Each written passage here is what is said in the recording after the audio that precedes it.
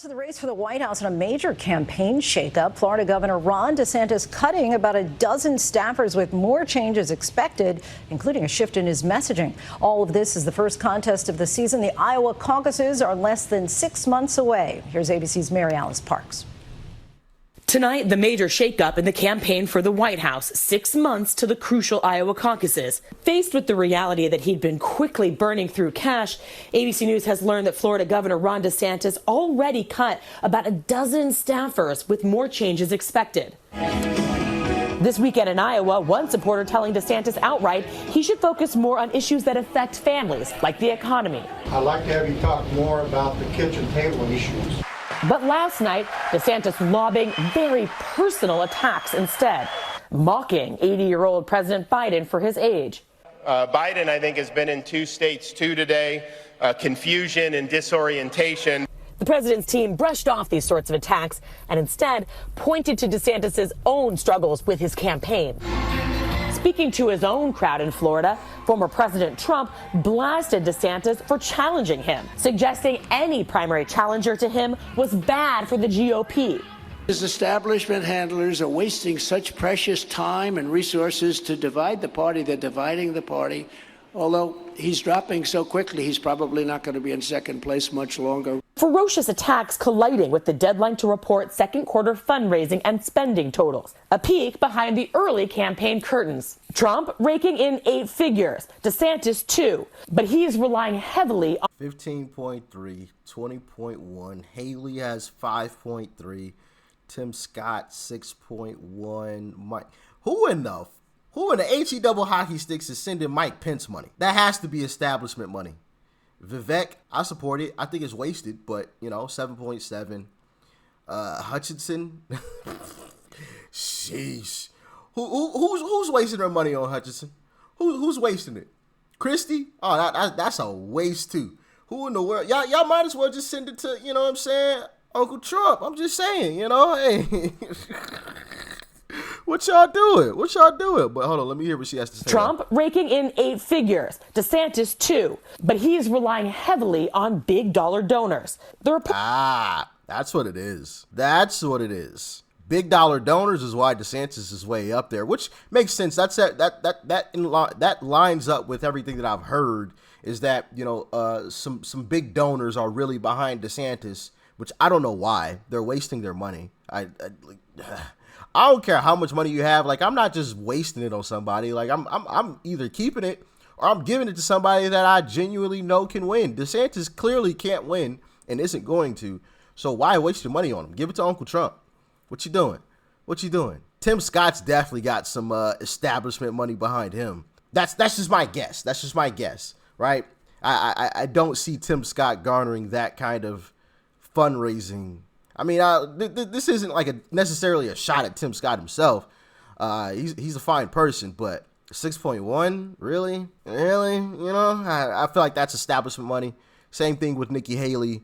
Vivek, I could see him actually, garnering, some grassroots support from regular folks like you and I that are sending him money. I get that one. And then, of course, we all know Uncle Trump, right? It's only a part of the picture. They do not include money going to PACs and super PACs. At the other end of the spectrum, former New Jersey Governor Chris Christie netting just $1.6 million, a third, though, from small dollar donors. Candidates like Nikki Haley and Tim Scott in the middle of the pack, both with more cash on hand for the long haul. Yeah, he's definitely... Tim Scott's definitely got establishment money. Maybe that's the play now. Maybe that is the play. The establishment is switching from DeSantis to Tim Scott. What do you guys think? I still think it's a terrible move. I think it should be Uncle Trump. And the more, and for me, I think the more the establishment tries to push Uncle Trump out of the picture, the more we rebel against him. Like, why are you so against Uncle Trump? And why are you for everybody else when Trump is up by 40 points on everybody else? Like, far and away in the lead, but yet the establishment is still trying to pick everybody but Uncle Trump. They're not going to win. We're not picking anybody but Uncle Trump. I'm confident in that from reading through the comment section, from checking social media. People are on to their games. Everybody's onto it. We see what's happening. They want us to pick somebody else. And there's a reason why they want us to pick somebody else. And it's not happening. We want Trump, and that's it. End of discussion. Now, Lindsay, again, these reports don't tell us everything. We know a lot of candidates also fundraise through their PACs and super PACs. And of course, money isn't everything. There have been plenty of candidates over the years who start out flush with cash and still struggle in the end. DeSantis. Now, I know we don't typically check out this news organization a whole lot on the channel, but, you know, me doing my due diligence, you know, I from time to time check out, you know, leftist media organizations. And, you know, I was listening, as I do. I know some of y'all are like, what in the really, Rich? Yes, I check out, you know, CNN, MSNBC, and I actually sit and listen to their videos. I'm typically like doing something else while I'm listening to it. I'm not just like sitting and watching, you know. I'm like doing something else, doing some cleaning or, you know, whatever. But they had an interesting discussion, and I want to discuss it with you guys. So let's dive into this discussion here. Check this out. Carol Lee, the NBC News Washington managing editor, Democratic pollster Cornell Belcher, and Republican strategist Sarah Fagan. A little more intimate here. Let's start with Ron DeSantis news. You know, every month since February, there has been a story about Ron DeSantis has problems. We had in February impatience because he hadn't gotten in. In March, donors were starting to look at other challengers. In April, it was, there already needs to be a shakeup, and he hadn't formally announced. In May, more donors fretting. In June, the campaign launch itself fizzled, and now once again, here we are, and this FEC report was the picture of a bloated campaign that we've seen before, and the Scott Walker parallels from 2015 are suddenly here. Who's Scott Walker? Was he a guy? I'm assuming he's a guy that, you know, had a lot of, you know, hype behind him, a lot of media speculation behind him, and a lot of donors were throwing money. Ron DeSantis, basically, in 2015. A lot of donors throwing money his way and just nothing. Dud missile. Let me know in the comment section. That's who I'm assuming he was. Ron DeSantis, basically. Yeah, I don't see Ron DeSantis winning, no matter how much the establishment has tried to push him in front of us. We have repeatedly said no, HE double hockey sticks no. And now I think they're kind of moving to Tim Scott. But let me know what y'all think. And that's not going to work either. We don't want Tim either. We don't want him. Try again. Matter of fact, don't try again. It's Uncle Trump. It's that or nothing. Is this a time to panic in DeSantis' world? Well, you can see it in the sense that they already had this shakeup. There's expected to be more to come in that space. And the FEC report, what it did was really underscore and confirm a lot of the concerns that donors had, that people who wanted DeSantis to be the Trump alternative had. When you talk to allies of the governor, they will say that his strategy is win Iowa, play a long game, put in the work, grind it out. The question is, do they have the resources to go the distance like that? And right now what you're seeing is he had some big donor support. Right. The grassroots is not there. It's with former President Trump. And so how he executes this strategy is really a big question. Yeah, I was just going to say, Sarah, we did some analysis here. He's got a lot too many maxed out donors already. More than 2/3 of 20+ million raised from maxed out donors. 2/3 of his donors are maxed out. Maxed out. Only 14% from small donors. Only 14% from folks like you and I. What a shame. That lets you know the establishment is really trying to push this guy. This is his legitimate support number. 14%. While Trump's at like 60? Come on, man. Come on. I'm just saying, I mean, I'm no professional when it comes to politics, but I mean, 14 versus 60. I mean, it doesn't take a rocket scientist to figure that one out. 3 million of the 12+ million on hand is general election money. Goodness gracious. Spent 7.9 in first 6 weeks as candidate. Holy smokes. Just burned through cash for no reason. Just wasted down the toilet. He should have just flushed it in the toilet for all I care, because that was just wasted. He's not getting it. Hand it over. Give it up. He only got 14% of his haul from small donors. There was a story about, oh, yeah, they're trying to be more honest about their small donor fundraising. I think that's what you say when you want to explain away why you're not doing this. You've seen, we were just talking before, there always is this one campaign that sort of their eyes got bigger than their stomach. Yeah, I mean, they were running the campaign of inevitability, and it was them and Trump, and that's not what's happening. Yeah. You see Chris Christie on the rise in New Hampshire. You see Tim Scott becoming the darling of donors.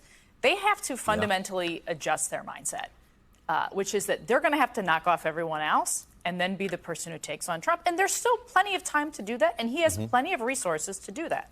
But he's going to have to fundamentally kind of adjust his strategy. Cornell, a lot of DeSantis supporters are going to point to something that you were a part of, which was 2007, Barack Obama. Donors were fretting. How come he hasn't caught Hillary yet? Is that fair, or is that missing something? Well, the dynamics are very different here. One of the things that, and look, I would argue that it's really early, and that this. I don't argue that, but that's okay. I don't think it's early anymore. I don't think it's early anymore either. I was going to get to that point. Yeah. But you also see one of the things that's most disturbing about DeSantis is that he's losing support. And all the polls that we're seeing now, he's not. I mean, he's weaker now than he was a month ago and 2 months ago. We never saw that with Barack Obama. Barack Obama started out 20 points behind Hillary. Everywhere we made the argument that, again, this is not a national election. We will take this state by state. Well, this is what DeSantis is arguing. We'll take the state by state. But Barack Obama wasn't losing support. DeSantis has shown up, and voters have taken a look, and they pulled back from him. I do think Cornell makes an important point. That is bingo. He's losing. It's not. It would be a different story if he was maintaining, if he was holding at a certain number. Maybe he lost a little bit to begin with, and then he kind of was maintaining and holding at a certain level. He's steadily declining, while Vivek is doing this. Vivek is probably going to end up number 2. DeSantis might end up 4 behind Tim Scott with the way that it looked like the donors were going. It seems like big donors are jumping ship from DeSantis and switching to Tim Scott. And two-thirds of DeSantis' donors are maxed out already. They're done, cooked. He's taken everything, and he's already spent $8 million. Where has this money gone? This is the thing that I don't like about politics, is all of this money being spent. I think that needs to change. This is just wasted money. Or at least money from the establishment.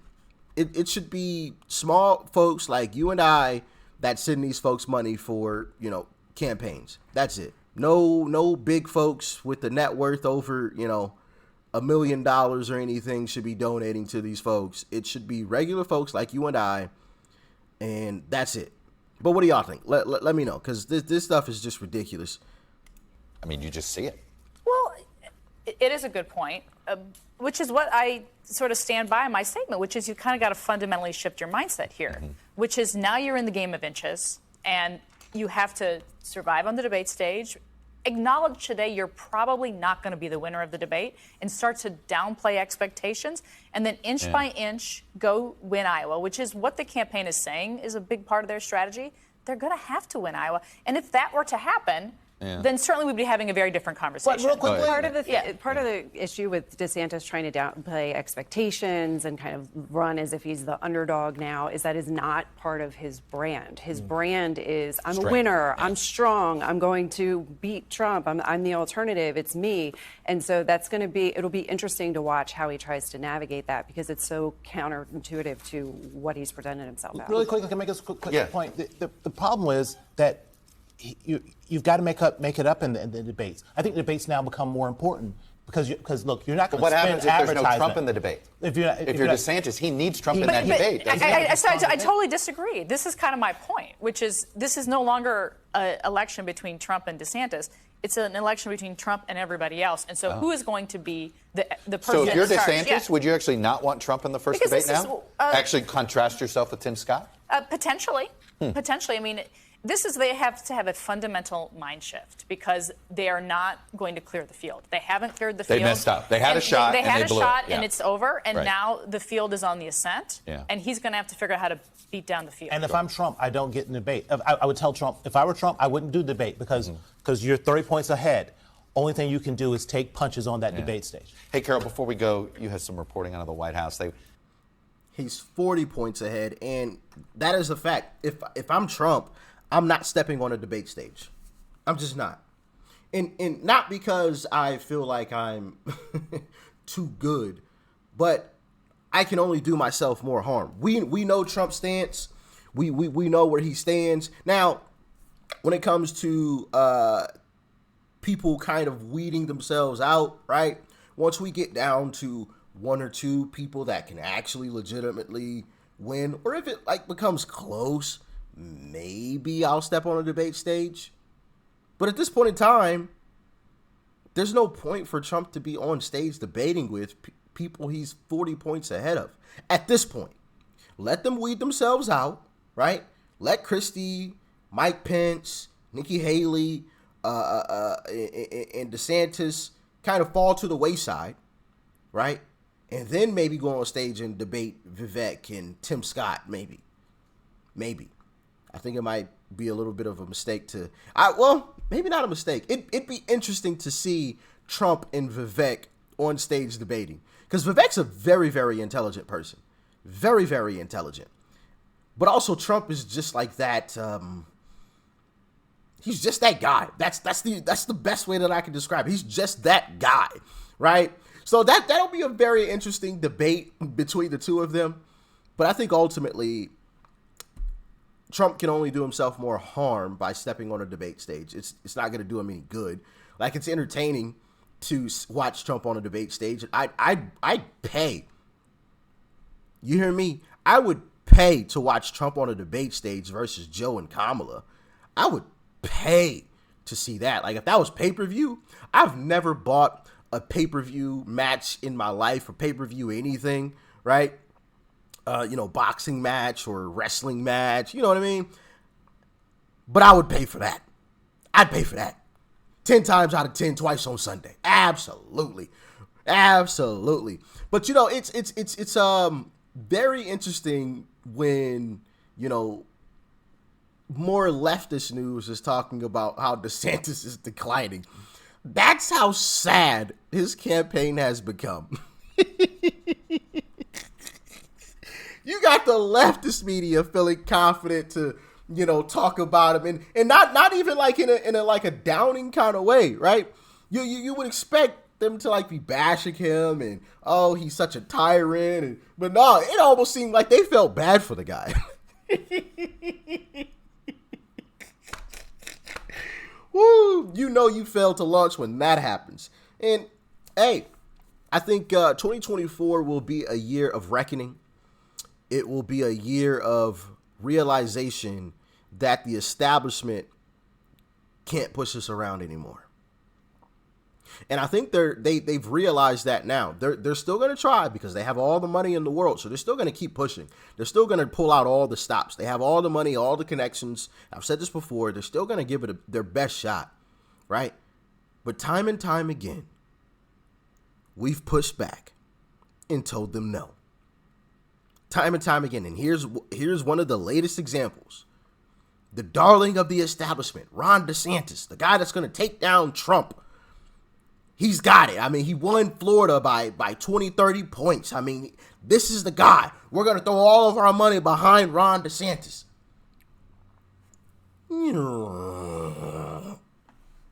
From the moment he launched, it's just been downhill from the start. Another middle finger to the establishment. I'm loving watching this all play out. It's amazing to see. And I don't even think it's necessarily organized, right? It's just people realize that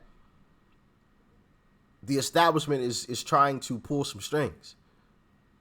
And DeSantis doesn't even, for example, one thing that I don't like about DeSantis, and I kind of said this before, you guys can go back to my old videos. I said there's something about DeSantis that just doesn't sit right with me. I can't pinpoint it. Like, I couldn't tell you what it is, but there's something about this guy that just doesn't sit right with me. I was saying this months ago, before he had officially announced that he was running. I was like, there's something about this guy that just doesn't sit right with me. And over time, he's just exposed himself. When you listen to him speak, it just doesn't even feel or sound genuine. It sounds politician-y. It sounds scripted. It sounds rehearsed. And it feels disingenuous. It feels like he's trying to say the right things to garner support. When you sit and listen to Trump, first off, it's like talking to your uncle, right? That's why I call him Uncle Trump. It's like sitting and having a conversation with your uncle. Like, it's no holds barred. Say what you want. F how you feel. I'm going to say what I need to say. And it doesn't feel scripted. It feels like he's just speaking straight from the heart. And it feels genuine. You don't get that same feeling with DeSantis. And then when you find out, he's got the establishment behind him, you really want to push him away. It's just like, no thanks. We're done with the establishment. We're done with the politician-y type of folks. We're done with it. And I think that's part of the reason why someone like Vivek is rising too. He doesn't seem politician-y. Like, he's more politician-y than Trump, but he's still not like a Ron DeSantis politician, right? But as always, y'all let me know your thoughts and your opinions on this in the comment section below. Like, share, comment, hit that subscribe button before you go. Peace and love. I'm out.